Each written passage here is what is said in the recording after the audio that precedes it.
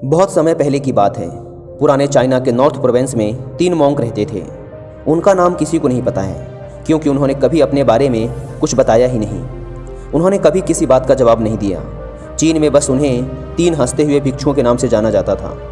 वे तीनों सिर्फ एक ही काम करते, एक गांव में प्रवेश करते, बाजार के बीचों बीच खड़े होते और हंसना चालू कर देते। वे अपने पूरे अस्तित्व के साथ हंसते।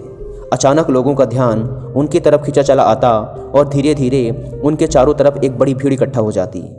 वे इतनी एकाग्रता, तल्लीनता व संपूर्णता के साथ हंसते कि उनकी हंसी देखकर सारा गांव हंसने लग जाता। जब वो पूरा गांव हंसी के समुंदर में डूब जाता तो वे दूसरे गांव चले जाते।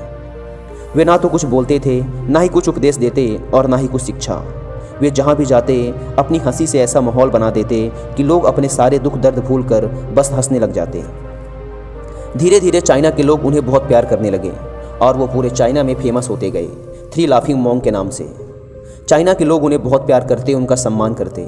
इससे पहले और उनके बाद भी कभी किसी ने इस तरह से प्रचार नहीं किया कि जीवन केवल एक हंसी होना चाहिए और कुछ नहीं। वे विशेष रूप से किसी पर नहीं हंसते थे। वे बस हंसते थे जैसे कि उन्होंने ब्रह्मांडी मजाक को समझ लिया हो, जैसे कि उन्होंने ईश्वर के मजाक को समझ लिया हो, और उन्होंने एक शब्द का उपयोग किए बिना पूरे चाइना में इतना आनंद फैलाया जितना आज से पहले किसी ने ना फैलाया था।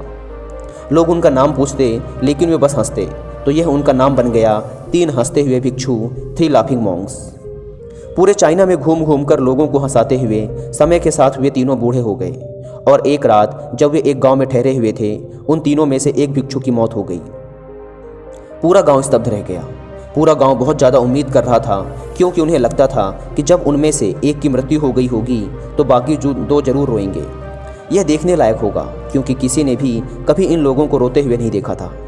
जब सुबह हुई तो पूरा गांव इकट्ठा हुआ, लेकिन दोनों भिक्षु तीसरे की लाश के पास खड़े जोर जोर से हंस रहे थे। ऐसी हंसी जैसी उन्होंने आज से पहले कभी ना हंसी हो। गांव के कुछ बड़े बुजुर्गों ने उन्हें समझाने की कोशिश की कि यह आपका साथी था और इसकी मृत्यु पर आपको हंसना नहीं चाहिए।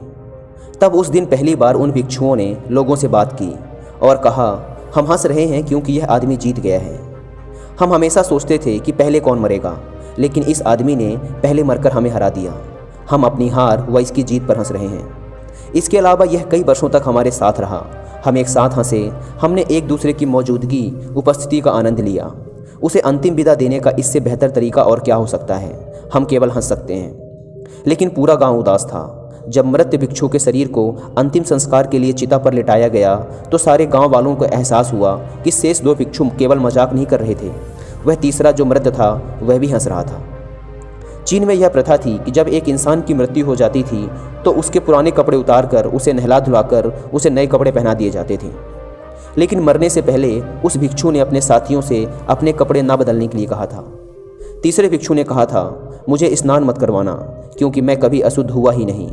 मेरे जीवन में इतनी हंसी आई कि कोई अशुद्धता जमा ही नहीं हो सकती थी। मैंने कोई धूल जमा नहीं की है। हंसी हमेशा युवा और ताज़ा होती है, इसलिए मुझे नहलाकर मेरे कपड़े मत बदलना। जब उस तीसरे भिक्षु के शरीर पे आग लगाई गई तो गांव वालों को पता चला कि उस भिक्षु ने मरने से पहले अपने कपड़ों में कुछ पुराने चीनी पटाखों को छिपा रखा था, जो आग लगने के बाद फटकर आसमान में रंग बिरंगे कलरों में फैल गए। और यह देखकर एक बार पूरा गांव जोर जोर से हंसने लगा। तो इस तरह से वह तीसरा मॉन्क मरने के बाद भी सारे गांव वालों को हंसा गया। और यह देखकर शेष दोनों भिक्षुओं ने कहा, चालाक आदमी, तुम मर चुके हो, लेकिन तुमने हमें एक बार फिर हरा दिया। तुम्हारे द्वारा गांव वालों के चेहरों पर पैदा की गई यह हंसी आखिरी हंसी थी।